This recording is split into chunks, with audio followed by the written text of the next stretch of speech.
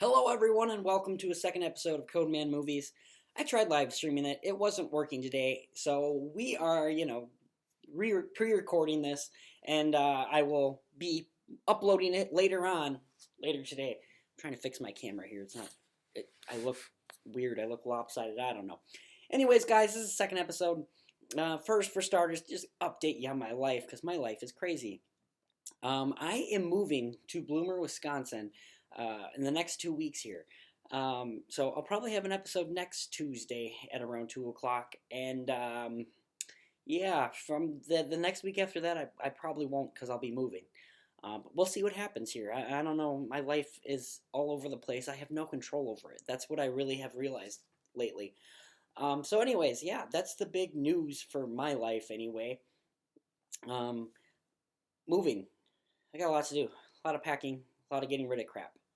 So in 3 weeks' time, this will not look like this anymore. It'll be a brand new, different place. So, which I'm actually excited about the new place. It has big windows with lots of natural light, and hopefully it just looks better than this. We'll see. We'll see what I do. But anyways, guys, we're here to talk about movies. I talk about movies. That's what I do. I have my drink with me. Today I'm drinking wine because I had a couple bottles of wine in the fridge that I really need to use up. That's the end of it. Because I'm moving and I needed it gone, so it's gone right here. So I hope you have a beverage. It doesn't need to be alcoholic. I prefer alcoholic. It just makes it easier to talk about movies. I like talking about movies, and I like relaxing, chilling, have a nice, refreshing drink. And so I'm drinking wine today. It's a nasty, all these wine, watermelon and pineapple mixed together because I need to get rid of both watermelon and pineapple. So I got rid of both of them. They're not that good. But here I am drinking it. Alright, guys. First off, I want to talk about the movies that I saw this last week. Immediately after my podcast last week, actually, I went to the movies and I saw West Side Story for a second time. And boy, do I love this movie. I'm a big musical fan. I know not everyone in the world is. I love it. I love musicals. La La Land in 2016 was like my favorite movie of that year. There's been countless musicals since. Tick Tick Boom that came out this year. Fantastic musical. I just like musicals. And this one was really great. I have not seen the original, I will admit. I have seen parts of it.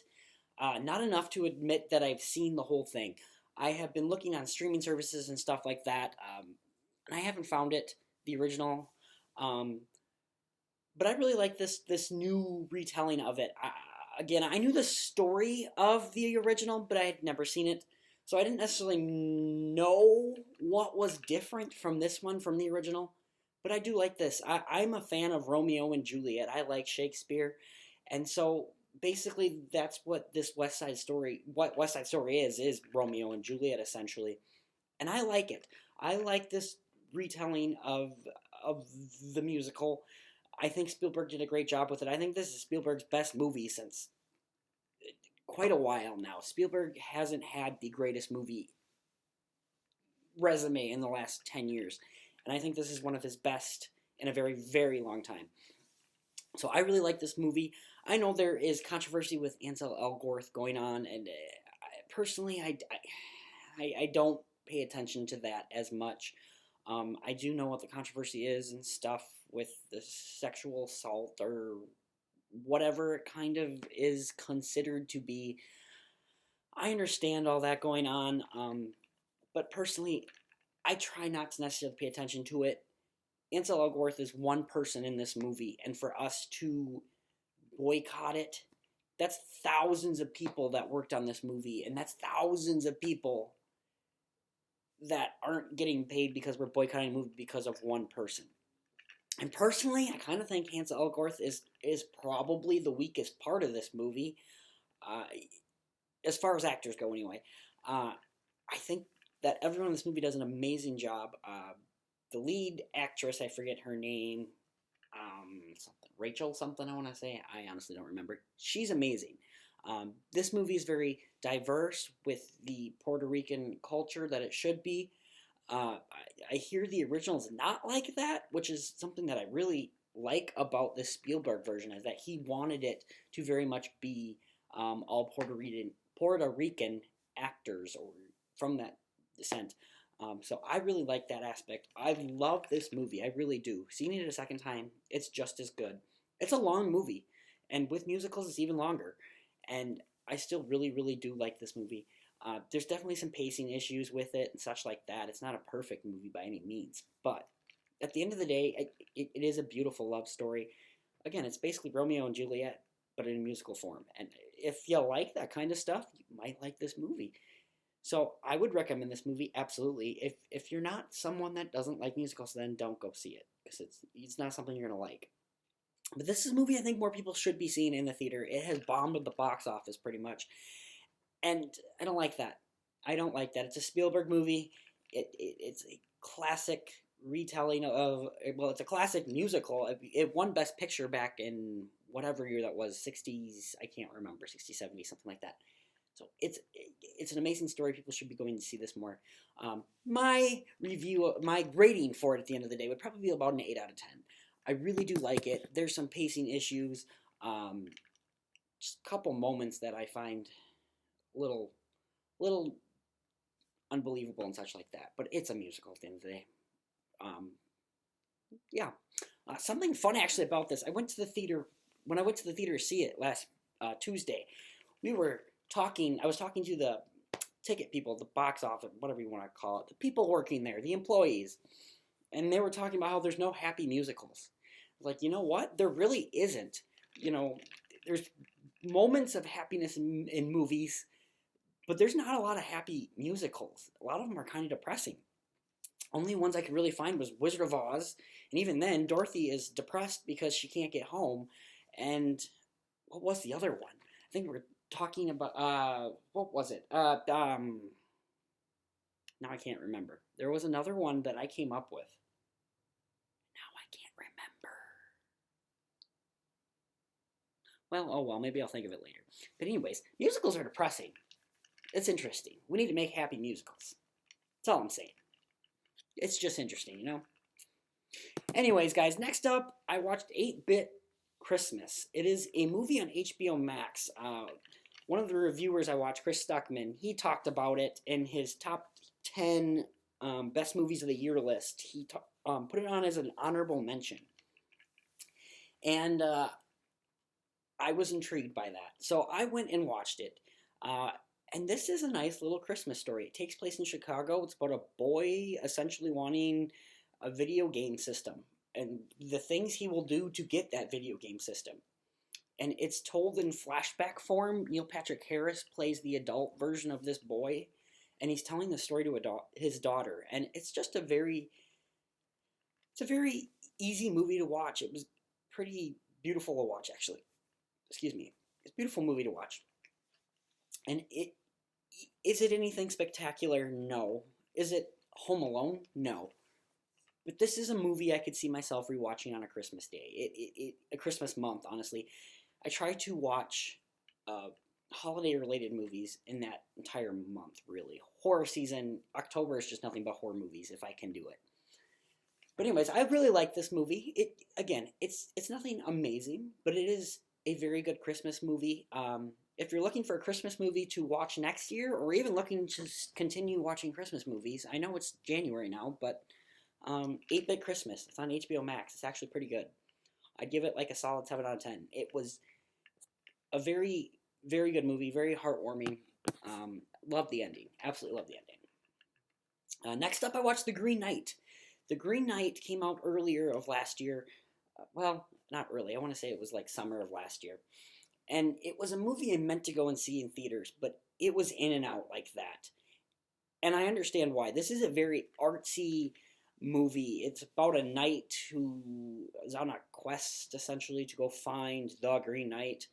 It's a very artsy, very, very artsy movie. There's absolutely beautiful shots in this movie. It is so beautifully shot. But it's artsy. Holy cow, is it artsy. I found myself being really interested in about the first half of this movie. Then the second half kind of came along, and that's when I was finding it just to be all artsy. I didn't find myself being as interested as I was. I just found myself going, what the hell is going on? And then the third act picked up again after that. And it got a little bit better for me. But at the end of the day, I didn't love this movie. This is one of those movies that I find that it's all art and not as much substance as it should have been. There's still substance to this movie, but it's not the amount that I wanted. Sorry, my computer like completely logged out on me, and I have to log back in. But anyways, this movie just didn't have the substance I wanted. It started out pretty good, and from there it didn't have the amount that I wanted, and it was more artsy. And this is a beautiful movie, so at the end of the day, it's technically well made, and I still really liked it, but I found myself that second half just wanting a little bit more substance from it. At the end of the day, again, guys, I didn't hate this movie. I'll give it the same grade I gave 8-Bit Christmas. If you're looking for an artsy movie, this is a great movie to check out. If you're not into the artsy fartsy stuff, and you're looking for this hardcore King Arthur kind of action movie, you're not going to get that. There's some definitely beautiful action sequences in this movie, but it's not quite that movie. At the end of the day, I like artsy movies, but they need to have some real substance, and I don't know. Artsy movies are something that are really weird with me. I think of Wes Anderson. He does a lot of artsy kind of film movies. I don't call that a movie almost. It's a film. And I'm not a big fan of Wes Anderson. I need to still see French Dispatch this year. I'm hoping to, I need to still watch French Dispatch. I have not seen 100 movies yet. Like I said last week, I usually try to watch 100 movies before I ever do a top 10 worst. And I haven't gotten there yet. I'm at like 97. So maybe French Dispatch will be one of those movies I watch this next week. And hopefully next week will be top 10, top worst. Especially since there's no movies really coming out. But, yeah. Where was I getting on with this? Anyways, Wes Anderson. He's a filmmaker that I like. I don't love him. And I don't love a lot of his movies. They're too artsy-fartsy for me. And that wasn't quite what The Green Knight was for me. There was moments where I was like, this is too artsy. But in the end of the day, guys, this is an enjoyable movie. If you like artsy movies, if you like the night, what is that, the 1800s, I think, you might like this movie. Again, it's artsy. Be prepared for the artsiness. Be prepared for the camera to go upside down and show different shots and yada, yada, yada. 7 out of 10, I'd give this movie. Solid 7 out of 10. It's a very solid movie. I rented it for $1. Whoop-dee. Nothing spectacular, though, in the end. Next up, we have Those Who Wish Me Dead. Now, I was really excited for this movie. It came out early. It was in the early half of 2021, I want to say. Well, not early. It was summer of 2021. And it is the same director as Hell or High Water. Taylor Sheridan, I believe his name is. He also, I believe, has directed and wrote that Tombstone show, the 1984 show, whatever it's called. He did another movie, and I can't remember what it's called. Oh, that Wind River he also did, I believe. And I love Hell or High Water. That was one of my favorite movies, 2016. I believe it was in my top 10. And I really like him as a director. He is a very, very good director. So I was hoping that this movie would be amazing. In the end, this is a good movie. Angelina Jolie is the main star of this movie, and part of the problem I have with this movie is there's a bit too much going on. There is this plot with Angelina Jolie. She is a firefighter, and she let some kids die in a forest fire, and she couldn't save them. And then this kid kind of falls into her by coincidence, essentially, and she has to help him get out of this forest fire and stuff. And at the end of the day, it was fine. This movie's nothing spectacular. There's also this other side plot where there's these hitmen needing to kill some people. And that's where the movie kind of fell out of place for me. It didn't need to be about there. I thought too much was going on in this movie. At the end of the day, though, this is an interesting, decent thriller. If you are booting up HBO Max and you need to watch a movie, it's not a bad movie to watch. This definitely could be like a movie you do while doing homework or, working on something. because you don't need to fully pay attention to this one, honestly. I hate to say it, because I do like Taylor Sheridan as a director. Um, but yeah, it's also based on a book, I think, and it would be a book I would be willing to check out, look into, for sure. Yeah, Those Who Wish Me Dead. This is like a 6 out of 10. This is not a bad movie. Not a movie you would need to have seen in theaters. I will say that. This is a movie that is just good. It's fine. A good HBO Max watch. If you have HBO Max, that's basically free, right? So yeah, Those Who Wish Me Dead. Next up, I saw the new Scream. This is the 5th movie in the franchise, even though it's just called Scream instead of Scream 5. I was actually talking to a friend about this movie this morning, and I really do enjoy this movie. As far as ranking goes, I would probably go 1, 2, 5, 4, 3 for this one. So it's in the middle. I love the meta moments in this movie. There is like a scene in this movie that is like meta inside meta inside meta inside meta. It's almost like fourth wall breaking. That's like 16 wall breaks, to quote Deadpool. Yeah, this movie has some incredible meta moments that I really loved. I went into this movie hoping it was good, not thinking it was necessarily going to be good. I kind of put it on the same spectrum as I did the 2018 Halloween, that I was going to like it, just not love it. I don't love this movie, but I think it's better than Halloween 2018 for sure. I think it does the meta right. It does the characters that have returned right. Overall, I just think this is a really good movie, and it's a movie I want to see again. Whereas the 2018 Halloween, I didn't necessarily need to see it again in theaters. I really did not feel that need to go see it in theaters again. But I really like this movie, and it's a movie that I'm going to go see again, maybe even tonight. There's nothing really new playing, so I might go see it again tonight. There was also characters that I thought were going to be killers, and they ended up not being, which I'm kind of glad about. I will say, though, about an hour into the movie, I think I knew, halfway through the movie, I was like, I know who the killers are now. And it was who I thought it was.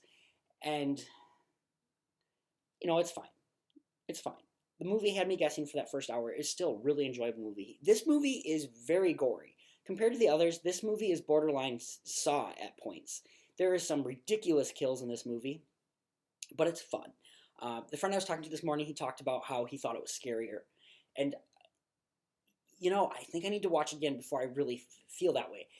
I think it's definitely comparable to the first one. There is some very scary scares in the first one, and I think this one definitely compares to that as far as the scares go. I was definitely scared during this movie.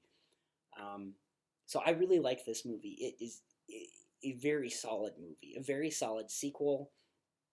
We talked about how we hate reboots, and this is they say it in the movie even, it's not really a spoiler. They say this movie's a requel, a rebooted sequel, and that is what this is. And this is one of those movies that I'm not going to say is negative that we have a requel. It's not the worst Scream movie. In fact, it's one of the better sequels in my opinion. So at the end of the day, guys, I'm going to give this movie like a solid 7 out of 10. It's really good. I would highly recommend it if you're a horror movie fan, if you're a Scream fan. You definitely should watch the others to understand the franchise. You probably shouldn't go into this cold-blooded. I think something that's great about the Scream movies is they are very meta. They understand horror movies and horror movie tropes. And I think this Scream has been the most meta, really, maybe since the original. I think with each sequel that went by, we kind of lost that a little bit, and it just became slasher movie in a sense. And I think this one brings that back. It is from the directors of Ready or Not. Ready or Not came out 2019, I believe.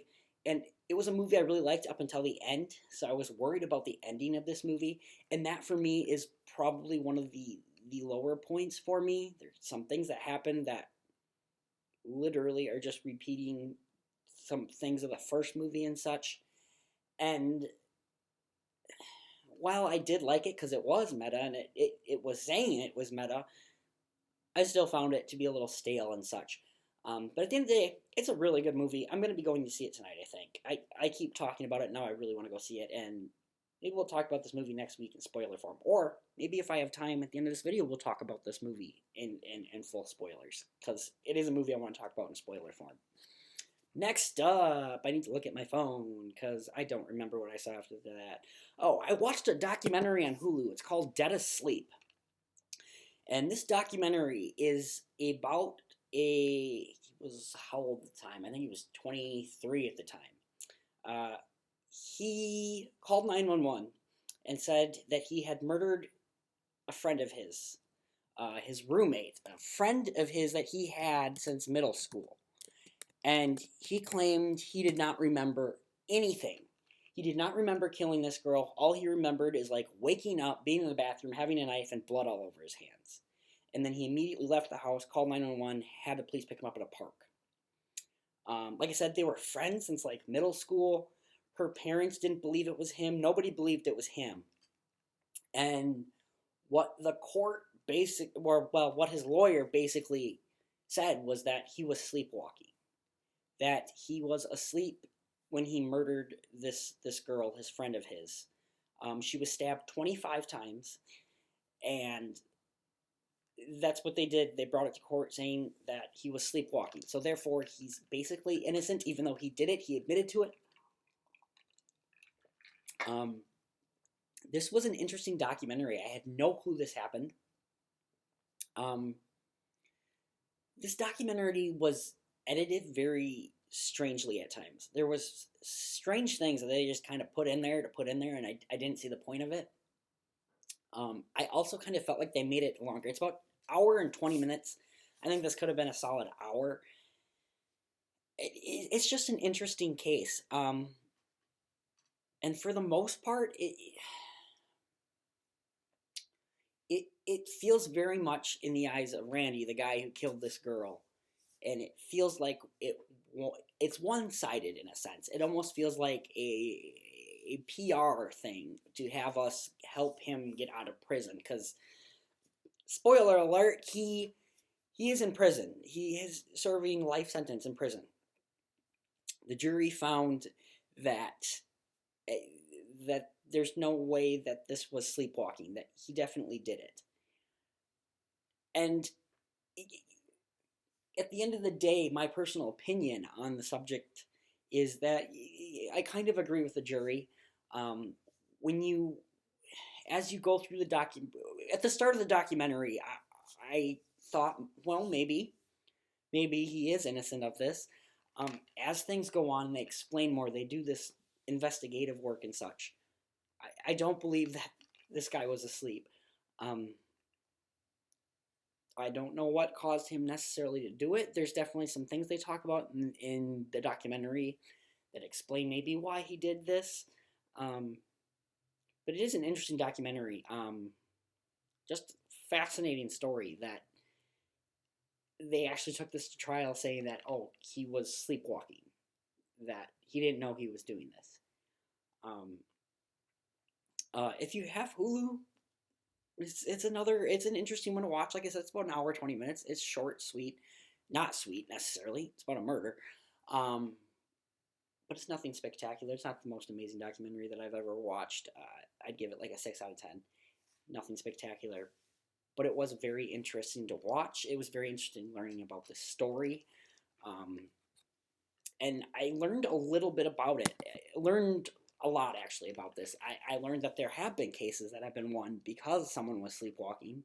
So this is something that can essentially happen, which is crazy to me and scary to me. But, you know, it's an interesting watch. I would check it out. Next up, I watched a Nicolas Cage movie called Willy's Wonderland that came out last year. This is another weird movie. I watched some weird movies this week. So Nicolas Cage stars as this guy who ends up stranded in this town. His car needs to go to the shop. He doesn't have the money to pay for his car to be fixed. So this guy at the shop says, well, go clean Willy's Wonderland for the night. And by morning, we'll have it ready for you. And if you clean the place nice, free of charge. So Nicolas Cage goes to go clean Willy's Wonderland. And the animatronic, basically Willy's Wonderland is a Chuck E. Cheese, basically. And Nicolas Cage finds that the animatronics, the Chuck E. Cheese characters essentially, come to life and start trying to kill him. I'm not joking. That's the plot of this movie. And then there's some kids from the town that come in, and things get more interesting. We find out why these things are coming to life. Nicolas Cage doesn't speak a single word in this movie. This is an interesting movie. It's a fun kind of horror movie, I guess, in the sense that it's Nicolas Cage beating up animatronics and killing them. The movie is batshit crazy, and there's some stupid ass characters that follows a lot of horror movie tropes. Another thing I didn't love about the new movie, there were some horror movie tropes in there, but again, that movie's at least being meta about it. This movie's not being meta about it. There's just some stupid people in this movie and such, and I don't know what else to say about this movie. It's a movie I almost want you to watch. If you like horror movies, check it out. It is weird AF. It's on Hulu as well. Another movie I watched on Hulu this week. Another 80-minute long movie. It's short, to the point. Like I said, Nicolas Cage doesn't speak a single word in this movie. And that just goes to show how great of an actor he is, because he does a great job in this movie. But while the movie is only an 80-minute movie, it feels longer because at the end of the day, the movie kind of just becomes Nicolas Cage killing a machine, cleaning, killing a machine, cleaning, killing machine, cleaning, and that's about it. He doesn't say anything, so at the end of the day, there's not a whole heck of a lot to this movie. But it's a solid 6 out of 10. I would say it's a good movie. A good movie to watch on Hulu. I don't know if I needed to see this movie in a theater, but it's interesting. It's weird. There's some really bad CGI in this movie. It's a very small independent movie. Some acting's But Nicolas Cage is the reason why you would see it. If you want to see a Nicolas Cage movie, Nicolas Cage, he's in it. He does a great job. He doesn't speak, ever. So, he grunts. That's about it. That's Willy's Wonderland for you. Next up, I saw Spider-Man No Way Home for the 5th time last night, actually. God, I love this movie. I really do. This was the worst movie-going experience for me since probably like 2019, though, because there was some teenage girls in there playing on their phone, talking the entire movie. And this is my 5th time, like I said, so I kind of just let it go. But good God, people... It's called theater etiquette. Get off your phone for 2 hours. Or if you're going to be on your phone, be at the very, very back or the very, very front of the theater where no one else is at. And just don't ruin the movie for people. Just don't. This movie is it's so good. I love the characters. Every time I watch this movie, there's little things that I find that are just stupid and ridiculous and don't make sense. But that is nitpicking the movie a lot. Just love this movie. I love this movie. It just, I love it. I just love it. I don't know what else to say about this movie. I love it. There's so many great moments. If you're a movie nerd, this is just a movie to watch. If you're a fan of Spider-Man, this is a movie to watch. I think it just crossed a new record this last week too. It is I think it's the 4th highest grossing film of all time domestically. I think it just passed Black Panther. I think it's made over $700 million now. 1.6 billion, I believe. So this movie's breaking all kinds of records. And again, like I said last week, if you are someone that says that superhero movies are killing movies, that they suck and they're terrible, it's bringing people together. It's bringing people to the movies. Something that hasn't happened in over 2 years, basically. Well, no, 2 years exactly. Because I think the last movie that hit $1 billion was Star Wars: The Rise of Skywalker. And The Rise of Skywalker did not get good reviews. That movie is very mixed. This is a movie that is not mixed. It's a movie that a lot of people like. Not even like. People love this movie. I love this movie. Like I said, there are some dumb things that happen in this movie. Some dumb character choices and stuff. And just a couple things that had me rolling my eyes. Not even rolling my eyes. I'm not going to say that. Couple things that just bug me about this movie. But at the end of the day, that 3rd act, I spoiled it a little bit last week. I won't spoil it anymore, but just a great movie. Things that happen in this movie, again, it's a 9 out of 10 for me. There's a lot of nitpicks that I could bring it down to an 8 or a 7, but the nitpicks are so little, and with those nitpicks, they bring about something so awesome that I don't care. I love this movie so much. Probably go see it a 6th time, and a 7th time. I really probably will. Next up, I watched another documentary. I watched 2 documentaries this week, which is different for me. I don't usually do that. But this one was called Beanie Mania. It is about the 90s and this big crazy moment where Beanie Babies were such a big thing that parents were fighting each other to get Beanie Babies. They were collecting them. It was something at first that kids were really into, and then the parents eventually took over and were like obsessed with Beanie Babies. I had no clue that this was such a huge thing, collecting Beanie Babies, little stuffed animals. I had no clue at all. I found myself watching this movie because I knew it was about collecting Beanie Babies. I am a collector of movies. I have over 1,000 physical copies of movies. So that was something that was interesting to me. But in the 90s, it was Beanie Babies. And this documentary covered a lot. I really liked this documentary. It was very informative. I was born in 94. And the time that this started, I believe, was 93, when Ty Warner started this company, essentially. And it really took off. And I learned a lot. Ty Warner, I found out, was a really great human being at first. Not human being, I'm not going to say that. A great boss at first, great owner of this company. He gave his employees huge bonuses, but eventually, and also at the beginning, he didn't want to sell to anything but small businesses, which is why people went crazy over this, because you couldn't just go to Walmart and buy a Beanie Baby. You had to go to these small shops, and certain shops had certain Beanie Babies. So people were traveling literally hundreds of miles, hours away from home, to go find these Beanie Babies at shops. They would. One woman said that she spent about $2,000 on a phone bill because she was calling long distance to go see if these shops had Beanie Babies. Just insane, some of the things I heard in this documentary. And I just found it fascinating.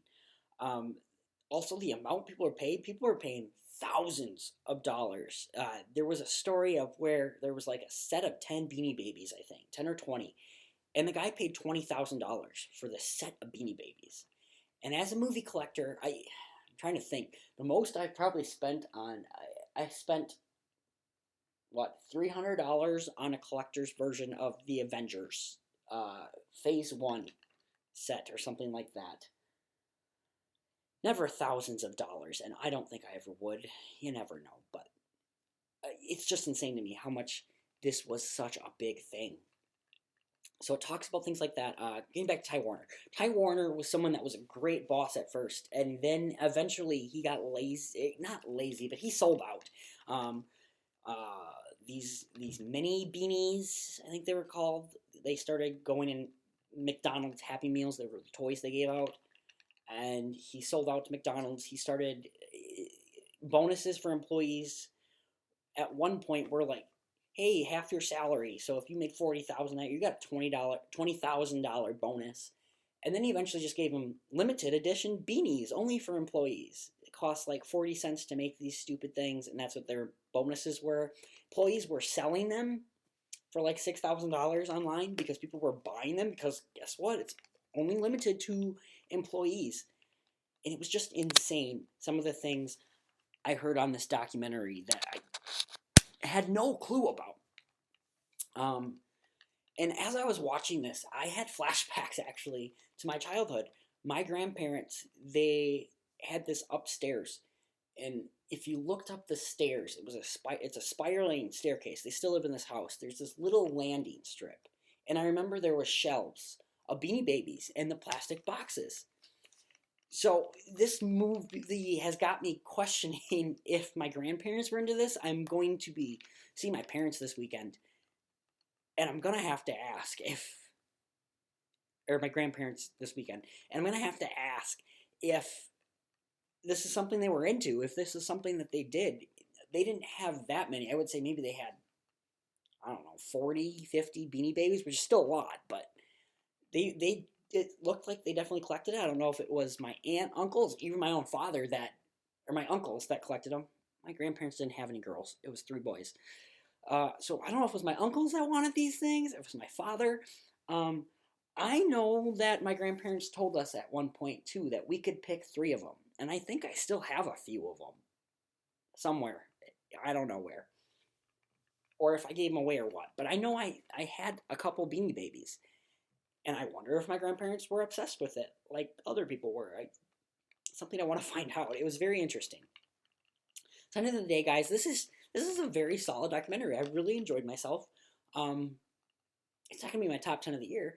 But it was a solid documentary. It's like an 8 out of 10 for me. The obsession of Beanie Babies, of collecting, of just all that. It was very interesting to me. And learning about Ty Warner. And, nowadays, you can buy a Beanie Baby for $5. It's not a big thing. That was something that was also addressed in the documentary. Is this going to last forever? Are we always going to be obsessed with Beanie Babies? And the answer is no, we're not. That's something that was addressed in the 90s. People were talking about how this was going to be forever. Other people were calling them, there was a name for it. It was mini beanies. I think that's what they called them. People who they didn't think. They were like, oh no, this is just a fade. It's going to stop over time. So it was really interesting in that sense. Last movie, I actually just got done watching it before I watched this podcast, called Stillwater. Directed by Todd McCarthy, I want to say, the guy who did Spotlight. He also did some crappy movies. He did that Adam Sandler, the Cobbler movie. Stillwater, that's this movie. Stars Matt Damon. And the movie is about Matt Damon moving to France to help his daughter get out of prison, essentially. She was accused of this murder that she claimed she didn't do. I heard it was loosely based on Amanda Knox. I don't know. But anyway, that's what this movie's about. And I thought the first act was very interesting. Matt Damon goes to France, and you learn about his daughter. He's kind of doing this investigative work. He also meets this woman and his daughter. And then it kind of becomes Matt Damon just living in France for a bit. And the second act got very boring. Very boring. And then the third act came along, and Matt Damon was making, well, not Matt Damon, quite a few characters, making some stupid decisions. There are some stupid things that happen in this movie that just made it fall off at the end of the day. And I found myself really liking this movie for the first act and very much interested. And then the second act came along, third act came along. This is more one of those movies put in the background. It just lost my interest so much. I was really disappointed by this movie, actually, by the end. And this is another one I think that was in theaters for like a hot minute, and it was just gone. Because no one went to go see it. In my area, where I live, basically, if a movie isn't seen within that first week, it's out of theaters. It doesn't stay around. There's no other theaters to go see it at. We don't get a lot of independent movies, unfortunately. I really want to go see Licorice Pizza. I'd have to drive like an hour and a half to 2 hours to go see that movie, which I thought about doing. I still might eventually. I still don't think I'm going to do it in time to do my top 10 of the year next week, because I think I'm going to be watching 3 2021 movies by next week, no problem. So I think next week's episode is going to be 100% the top 10 best movies, top 10 worst movies 2021 for me. But anyways, guys, Stillwater, it's fine. It's nothing spectacular. If it's on a streaming service, watch it. This is another movie I rented. I wouldn't rent it even. It's not that good. It's like 2 hours and 20 minutes. It's way too long. Just way too long. This movie has no need to be as long as it is. And it just feels like 5 different movies are in this movie. There's a movie about helping his daughter. There's a movie about him getting over. Matt Damon's character also struggles with addiction, and he's been a butthead in the past. And this movie is also about him finding new life in France, and a whole bunch of stuff happened in this movie. It just got to be a little too much, a little ridiculous at times. And so at the end of the day, I didn't love this movie. Solid. It's a 6 out of 10. It's not a horrible movie by any means. I liked it. It's just that first act was better than the rest of the movie. And it just after that. So anyways, guys, that's the movies I saw this week. The rest of January, we don't really have much. Morbius was supposed to come out. It got moved to April. I think February, there's Death on the Nile. I think February we're getting some more movies. I'm trying to think. I'm going to look it up right now. But anyways, guys, if you are watching, I know no one's really watching this. I'll be honest. I know it. But if you are, maybe comment. Tell me what movies you saw this week. I'll talk about them maybe on next week's episode. Or, now. Well, not now. It's not live. But yeah, we'll talk about it. Yeah, just let me know what movies you're watching. If you are even watching this. Nobody's watching this. I don't know why I am so focused on that. And that's why I'm doing this live, where I'm not editing this crap. I am just going to go online and look and see what movies are coming out in December. Or not December, February. And, I went too far. Too far. Here we go. Oh, Jackass Forever. I'm excited for Jackass Forever. That is one I'm definitely excited for. Moonfall is supposed to come out. It's the one with Roland Emmerich, Halle Berry, and Patrick Wilson are in it. I don't know about that one. It looks a little Death on the Nile is supposed to come out. Sequel to that Murder on the Orient Express. Kenneth Branagh coming back to direct it and be in it. I thought Murder on the Orient Express was just fine. I don't remember anything about it. I kind of want to watch the first movie before I see Death on the Nile. I'm not going to lie. Marry Me, a movie with Owen Wilson and Jennifer Lopez where a celebrity decides just to marry some random person. Looks kind of dumb. I'm not going to lie. I'll probably still go see it. I see everything. The new Downtown Abbey. I never saw the first one. Not something I'm interested in. Yeah, that's February. Nothing really comes out until March with The Batman coming out. So, not so great for movies right now. Yeah. Maybe let's talk a little bit about spoilers for Scream. So if you haven't seen Scream, I'm going to talk a little bit about spoilers. So yeah, spoilers for Scream. That's what we're going to do, because I have nothing else to talk about. I don't know what else to talk about. There's no good movies coming out. I'm moving soon. Yeah. Let's talk about that. So, Scream spoilers. The killers, I figured about hour in that it was who they were. I thought it was going to be the sheriff's son, because he's the most famous new actors of the new people coming in. I'm kind of glad it wasn't them, because it was like, and the sheriff might be involved, blah, blah, blah, blah, blah. Thank God it wasn't that. But yeah, guys, this movie's fun. It's definitely gore. The scene where Dewey dies it reminded me of Saw. He basically gets cut in half. Like, it was ridiculous. And there's some dumb choices made in that scene specifically. We have to go make sure we shoot him in the head. Well, why didn't you shoot him in the head while you were freaking over there, you idiot? Don't go back. Shoot him in the head right away. Why didn't you think of that right away? It was just, ugh. And then just characters being stupid. There's some horror trope. But again, it was meta. And that's what I like about these movies. They're meta. It's just interesting to me.